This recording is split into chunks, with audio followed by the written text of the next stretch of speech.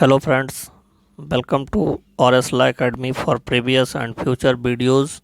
Please subscribe the channel and press the bell icon and set it at all. Friends, पिछली videos में हमने IPC की बहुत सारी धाराओं पर वीडियो बनाई है। अगर आप उन्हें देखना चाहते हैं तो हमने अलग से आईपीसी की प्लेलिस्ट बनाकर उसकी लिंक डिस्क्रिप्शन में डाल दी है। आप वहां से क्लिक कर सारी वीडियोस को देख सकते हैं।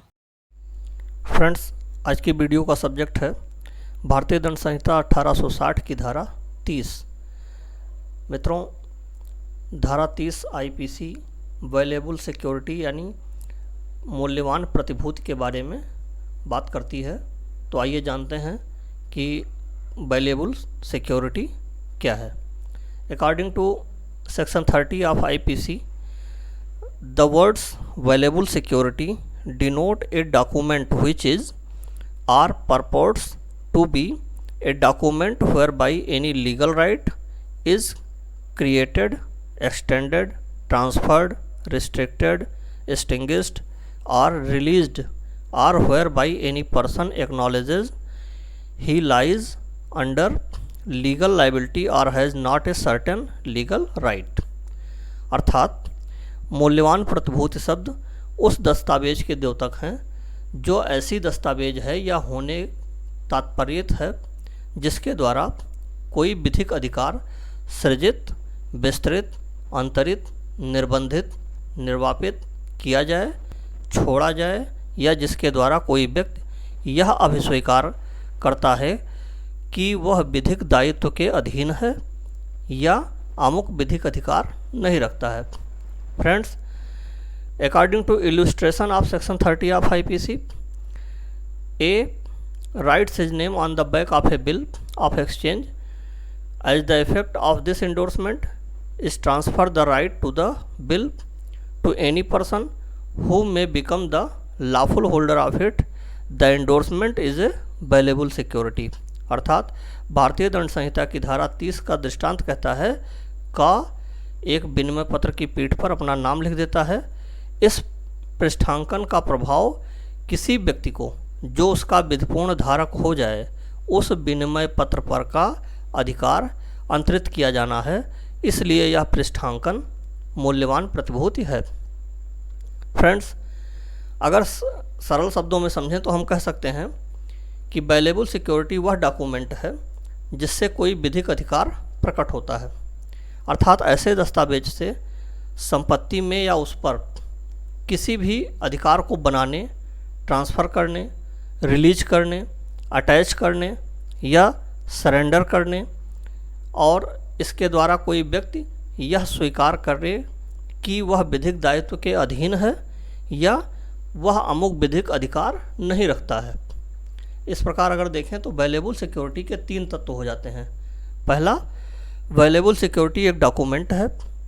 नंबर 2, ऐसे डॉक्यूमेंट के द्वारा कोई विधिक अधिकार सृजित, विस्तृत, अंतरित, निर्बंधित या समाप्त या जारी किया जाता है। फ्रेंड्स, और तीसरा है, ऐसे डॉक्यूमेंट के द्वारा कोई भी व्यक्ति यह स्वीकार करता है कि वह किसी कानूनी दायित्व के अधीन है या कोई निश्चित कानूनी अधिकार नहीं रखता है। मित्रों, प्रश्न उठता है कि कौन से दस्तावेज जो है मूल्यवान प्रतिभूति के अंतर्गत आएंगे। तो अब तक आपने जो भी पढ़ा है सेक्शन 30 के बारे में, उससे यह तो क्लियर हो गया है कि सारे मूल्यवान प्रतिभूति एक प्रकार के डॉक्यूमेंट हैं, लेकिन सारे डॉक्यूमेंट मूल्यवान प्रतिभूति नहीं होते हैं, क्योंकि सारे डॉक्यूमेंट अधिकार सृजित नहीं करते हैं।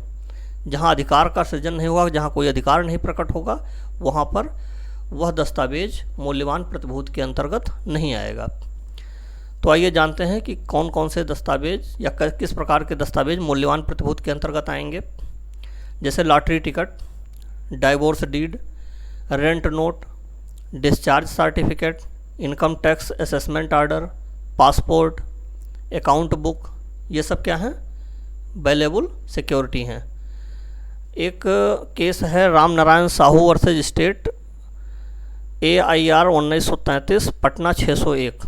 इसमें माननीय न्यायालय ने कहा है कि हुंडी, account books and A promissory note which was forcefully executed by a minor, मतलब कोई हुंडी हो या अकाउंट बुक हो या प्रोमिसरी नोट हो जिसको फोर्सफुली एक माइनर के द्वारा एग्जीक्यूट किया गया हो, could be considered as a valuable security under section 30 of the IPC 1860। ये सभी चूँकि एक प्रकार के विधिक अधिकार का सृजन करते हैं, विधिक अधिकार को प्रकट करते हैं, इसलिए इन्हें वैल्यूएबल सिक्योरिटी माना गया है। वहीं जैसे किसी इंश्योर्ड पार्सल की एक्नॉलेजमेंट रिसिप्ट है तो वह वैल्यूएबल सिक्योरिटी नहीं होगी, क्योंकि वह कोई अधिकार सृजित नहीं करती है।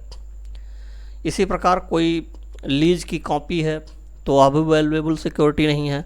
किसी कॉलेज के एडमिशन के लिए प्रयोग किया जाने वाला सर्टिफिकेट भी वैल्यूएबल सिक्योरिटी नहीं है। इसी प्रकार किसी मूल्यवान प्रतिभूत की कॉपी, मतलब कोई अगर मूल्यवान प्रतिभूति है और उसका कोई कॉपी निकाल के लेके जाए तो वह कॉपी जो है मूल्यवान प्रतिभूत नहीं होगी, केवल मूल्यवान प्रतिभूति वही होगी जो ओरिजिनल है, क्योंकि कॉपी अधिकार सृजन नहीं करती है। मित्रों, आज के वीडियो में बस इतना ही। यदि आपको हमारे द्वारा दी गई जानकारी पसंद आई हो तो वीडियो को लाइक करें, व अपने मित्रों को शेयर करें और अपने बहुमूल्य सुझाव हमें कमेंट करें, जिससे हम आप तक और भी अच्छी जानकारी पहुंचा सकें। वीडियो को अंत तक देखने के लिए आपका बहुत बहुत धन्यवाद। नमस्कार, जय हिंद।